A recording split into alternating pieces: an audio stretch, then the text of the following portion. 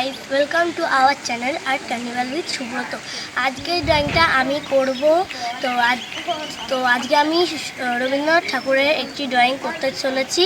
তো চলো ওখানে দেখে নেওয়া যাক আমি কিভাবে ড্রয়িংটা করছি।